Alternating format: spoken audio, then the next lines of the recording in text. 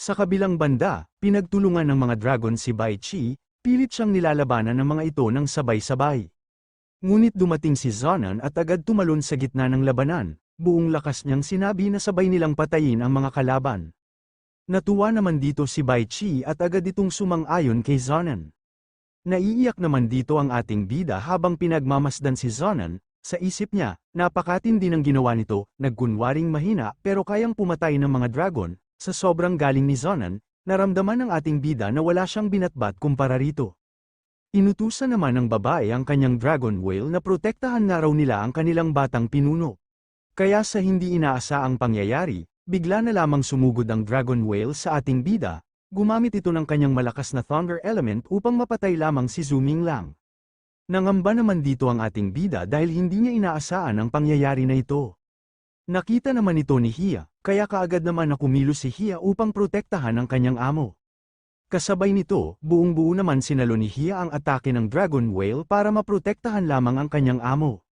Nag-alala naman si Zhu Minglang sa kalagayan ni Hia, ngunit kasabay nito, biglang umatake ang double-headed winged dragon, direkta nitong pinuntirya ang ating bida, na tila gusto siyang wakasan sa isang iglap. Nagbabala naman dito si Zonan sa ating bida na may dalawang halimaw daw na papalapit para umatake sa kanya. Narinig ito ni Zhu Minglang, kaya ginamit agad ni Cheng Shua ang kanyang kapangyarihan at pinakawalan ang mga makakapal at matitibay na baging. Bumuo ito ng malakas na harang upang salagin ang paparating na atake ng double-headed winged dragon, na tila determinado siyang lapain, dahil dito, pansamantalang napigilan ang paglusob ng halimaw. Kasabay ng sagupaan, biglang sumugod ang isa pang halimaw, ang Corpse Master Dragon, agad nitong binuka ang bibig na puno ng matutulis ng ngipin. Napailing si Zhu Minlan habang nandidiri, sabay banat na hindi niya sukat akalain na may taong kayang magpalaki ng ganitong kasuklam-suklam na klase ng dragon. Napansin ito ni Bai Chi, kaya kaagad niyang ginamit ang kanyang ice element upang atakihin ito. Sa isang iglap, tinapos na agad ni Bai Chi ang laban sa pamamagitan ng isang pagsaksak nito ng malaking yelo sa dibdib ng Corpse Master Dragon. Dahil dito, napasukan naman ng dugo ang may-ari nito. Habang pinagmamasdan nila si Zana na patuloy sa pakikipaglaban, napaisip sila sa bigat ng sitwasyon, ang Thunder Dragon na kalaban niya ay isa ng Dragon Lord, at kasama pa nito ang Shadow Dragon na halos nasa antas na rin ng Dragon Lord, isang napakahirap na kombinasyon para labanan. Sa kabilang banda, palihim na umatake ang pinuno sa likuran ng ating bida, ngunit napansin naman ito ni Zhu Minglang. Kaya kaagad naman kumilos si Bai Chi upang atakihin ito, dahil dito, tumalsik ang pinuno at nagkaroon din ito ng pinsala sa kanyang buong katawan dahil sa pagsangga nito sa atake ni Bai Chi. Naisip din ng ating bida na magagamit din niya ang Storm Spirit Feather na nasa loob ng kanyang katawan, dahil sa koneksyon ng kanilang mga kaluluwa. Habang tumatalsik ang pinuno dahil sa malakas na atake ni Bai Chi, napasigaw ito sa sakit. Nagulat at nag-alala ang kanyang mga tauhan nang maalala nila na konektado nga pala siya sa kaluluwa ng Dragon Beast, at kaya ring lumitaw ng kasuotan ng dragon sa katawan ng Dragon Master, agad silang kumilos at sumigaw na kailangan na raw nilang iligtas ang batang pinuno nila. Ngunit sa hindi inaasahang pangyayari, bigla na lamang silang dinaanan ni Bai Chi ng sobrang bilis, hindi man lang sila nakarespond agad, at sa isang iglap, isang matalim na sibat ng enerhiya ang tumagos sa dibdib ng batang pinuno. Dahil sa pagkamatay ng kanilang batang pinuno, napuno naman ng pawis ang pagmumukha nila, at ang iba naman ay galit na nagsalita na kailangan nga raw nilang mapatay ang ating bida ngayon. Umatake naman ang isa sa kanila, ngunit madali lamang itong naiwasan ng ating bida. Pagkatapos nito, sarkastiko niyang sinabi sa mga hangal na isasama niya nga raw ang mga ito sa ukay ng kanilang pinuno. Kasabay nito, ginamit ng ating bida ang kakayahan ni Bai Chi upang gamitin ito. Take note mga kahangal, kapag ganap ka na naging Dragon Master magagamit muna ang mga kakayahan ng iyong mga dragon. Bumalik sa ating laban, ginamit ng ating bida ang kapangyarihan ni Bai Chi kaya nagkaroon ito ng pakpak sa kanyang likuran, habang nagpapalabas ito ng enerhiya sa kanyang mga kamay. Kasabay nito, binato ng ating bida ang kanyang malakas na atake, kaya agad na nagsitakbuhan ang mga kalaban upang umiwas. Subalit, sa isang iglap lamang ay biglang sumulpot ang ating bida sa harapan ng babae, bago pa ito makagalaw, mabilis niya itong inatake ng sunod-sunod, dahilan upang mapunit ang suot nito at magtamo ng maraming sugat sa katawan, at hindi na ito nakaiwas pa sa atake na ito. Sa kabilang banda, habang naghahanda siyang umatake, biglang bumulusok pababa ang Dragon Whale upang iligtas ang kanyang amo sa kapahamakan. Hindi naman inasahan ni Zonan na magiging ganoon kaprotektibo ang espiritual na dragon para sa kanyang master. Ngunit sa hindi inaasaang pangyayari, nabigla naman dito si Zonan dahil bigla na lamang nagwala ang Dragon Whale at naglabas ito ng kanyang malakas na kuryente. Dahil dito, hindi na ito naiwasan ni Zonan, at napasigaw din ito sa tindi ng sakit habang binabalot ng kidlat ang kanyang buong katawan. Buong lakas na sumugod ang Dragon Whale patungo kay Zuming Lang, upang makaganti ito sa ginawa ng ating bida sa kanyang amo.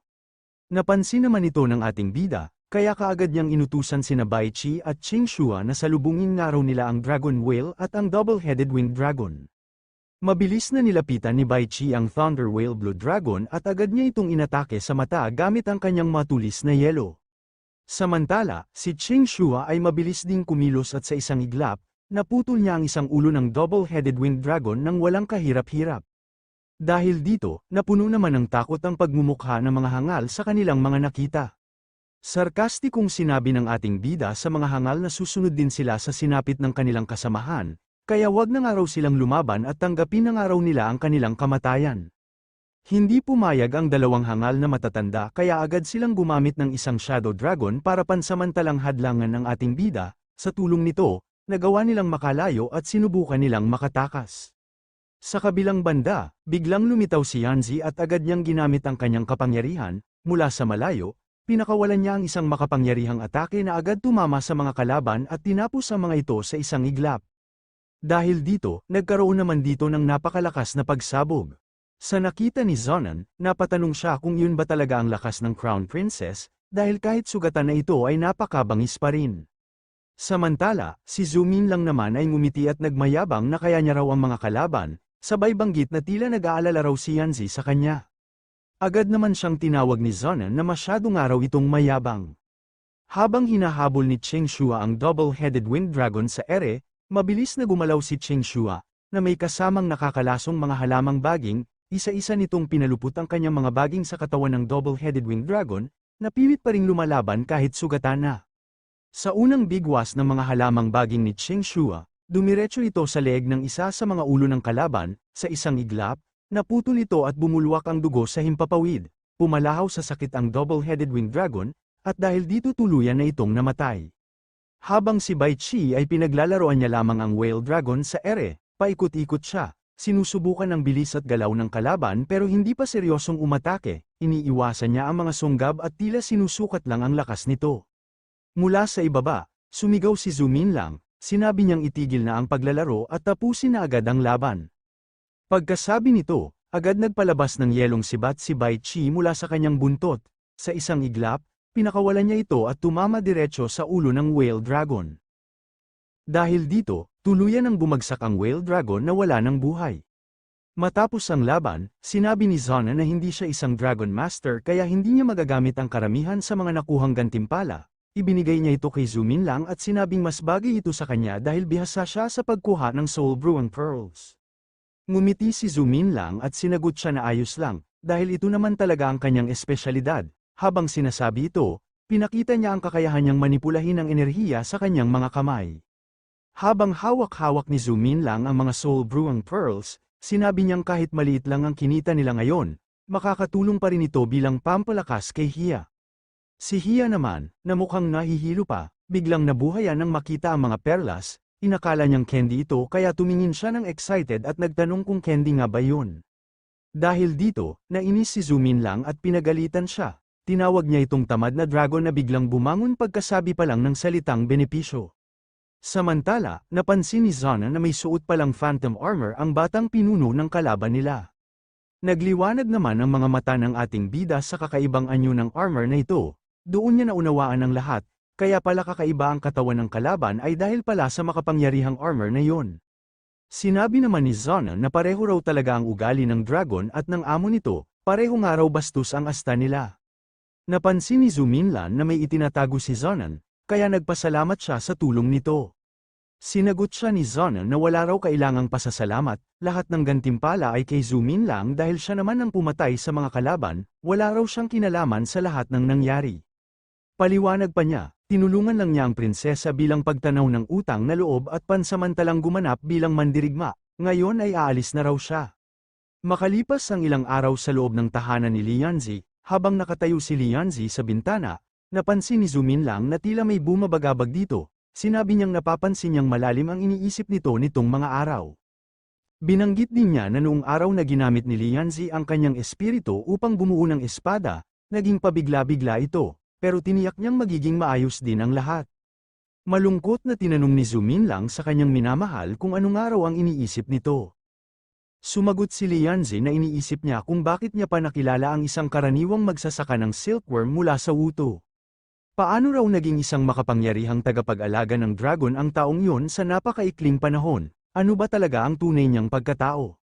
Malungkot na sinabi ng ating bida, masyado raw iniisip ni Lianzi ang mga bagay-bagay, inamin niyang dati siyang isang demigod, pero nawala na ang kakayahan niyang maging isang demigod ulit.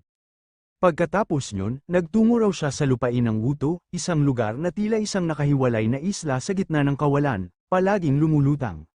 Di nagtagal, ang lugar na yun ay naging katabi na ng silangang kabundukan ng Ancestral Dragon City State. Tinanong naman ni Lianzi si Zumin lang kung bakit siya lumapit sa kanya. Agad namang sumagot si Zumin Lan na nagkataon lang talaga ang pagkikita nila, at wala siyang masamang intensyon, tapat daw talaga siya sa kanya at nakiusap siyang paniwalaan siya. Habang naguguluhan si Lianzi sa damdamin niya kay Zumin Lang, may isang tinig na biglang nagsalita sa kanyang isipan at tinawag siya nito ng sister, na tila mula sa isa pang katauhan sa loob niya. Hinimok siya ng tinig na huwag maging masungit kay Zumin Lang, dahil baka ito ang makatutulong sa mga problema nila. Ngunit sagot ni Yanzi, pinipigilan lang niya ito upang hindi ito magkaroon ng masasamang hangarin. Sa huli, muling nagsalita ang tinig, nagtanong ito ng may pakiusap, bakit hindi siya ang hayaang sumubok. Pagkatapos nito, bigla na lamang nagbago ang mga mata ni Lianzi, na katunayan na iba na ang nagsasalita dito. Tinanong niya ng direkta ang ating bida, kung tuning ang totoo ang hangarin ng ating bida sa kanya, nais niyang malaman, saan nga ba talaga ito nagmula? Sinimulan ni Zumin lang ang kanyang sagot sa tanong ni Lianzi, naalala raw niya noong siya'y bata pa, ang pinakahilagang silangang bahagi ng Ancestral Dragon City ay isa pang malawak na dagat, ngunit isang taon lang ang lumipas, bigla na lamang lumitaw ang lupain ng Wuto.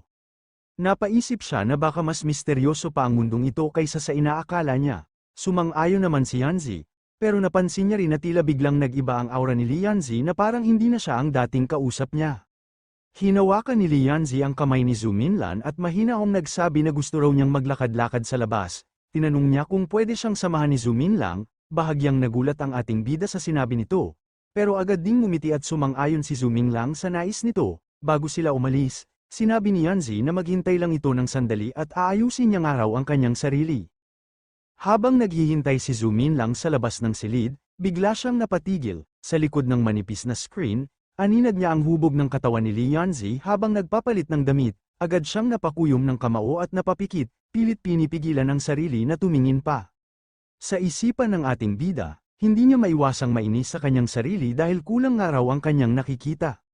Samantala, si Lianzi ay kalmado lang sa loob, suot ang manipis na tapis, marahan niyang isinuot ang isang balabal, tahimik siyang lumapit sa mga nakasabit na kasuotan, nakaluhod at nakatalikod habang iniisip kung alin ang kanyang isusuot. Sa kabilang banda, makikita sa Luhua Building na nakaupo sina Zumin Lan at Lianzi sa isang mesa habang tinitingnan sila mula sa malayo ni Fang Nianyan at Shu Anger. Habang nakasilip sina Fang Nianyan at Shu Anger sa likod ng poste, inis na tanong ni Fang Nianyan kung bakit hindi pa nagyayakapan sina Zumin Lan at Lianzi. Sumagot naman si Shu Anger na maliwanag pa at tanghaling tapat. Pero sagot ni Fang Nianyan, ano naman daw ang problema kung maliwanag, at bakit parang biglang may kakaiba sa araw? Kaya napatingin ito sa labas, at bigla na lamang itong nagulat sa kanyang nakita. Bigla na lang namutawi ang gulat at takot ng mga tao sa paligid, sa kanluran, isang napakalaking bagay ang bumagsak mula sa langit, tila nagliyab ito habang bumababa, at nabalot ng maitim na ulap ang buong kalangitan. Nagulat ang lahat sa laki nito, may sumigaw na animoy bumabagsak ang langit, sa gitna ng mga bundok, isang napakalaking apoy ang lumitaw, at tila'y mismong kalangitan ang sumabog pababa sa mundo. Kasunod nito, pinuntahan naman ito ng ating bida at si Yanzi upang masuri nila ito ng malapitan. Ibinahagi ng ating bida ang nakababahalang balita sa kanyang minamahal, ang ancestral Dragon City State, Lingxiao City State, at iba pang maliliit na lungsod sa kanluran ay unti-unti nang nawawala at nilalamon ng kadiliman.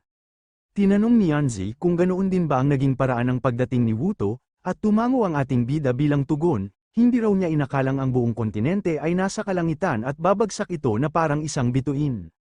Dahil dito, napaisip si Zumin lang kung matagal na bang alam ni Lianzi ang tungkol sa paparating na kapahamakan, kaya ba siya naging malungkutin kamakailan.